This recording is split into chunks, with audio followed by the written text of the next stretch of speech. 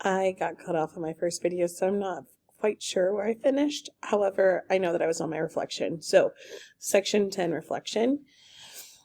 So with this case study, I basically found that communication and collaboration is key. All stakeholders need to be involved. Feedback is necessary for success to happen, and I need to make sure that we're still staying aligned to our district visions and goals. I need to make sure that I'm giving equity to all students. Success for all is a big part of education, and specifically in a district that I lead, that's what I hope one of our visions would be. And making sure that there's accessibility within technology, not just saying we're going to have it, but again, letting all students be able to utilize the technology. And then, of course, making sure that we're teaching digital citizenship, being role models for staff and administrators, but as well as showing our students how to stay safe on the internet. Specifically, if we were to go with bring your own device policy, that's a huge thing that we would have to rely on. Again, professional development with a new initiative.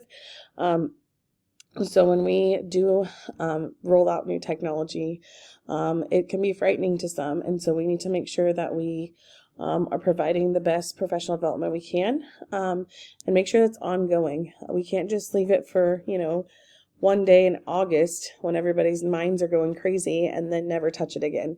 We need to make sure that we're always building upon, and that our teachers, students, admin, they all have the resources to enjoy this technology and be successful with it.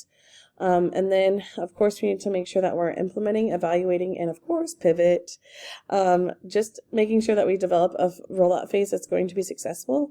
I've had personal experience within my district of rollout phase with technology one-to-one, and it wasn't very successful as far as it was mass chaos, and people didn't know when they were getting devices, and it wasn't communicated well. So my hope is that we roll it out in a positive manner, that it's an exciting event, and that we do it justice, because it is what we need to do for kids.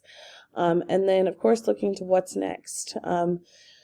As far as, are we going to bring in other technology? What are we going to do when, an iPad breaks? How are we going to handle, when the server goes down? Those types of things. And just making sure that we're reflecting on everything that goes along with technology, because technology is great. However, you always have to have a backup plan, because sometimes technology doesn't always work for you.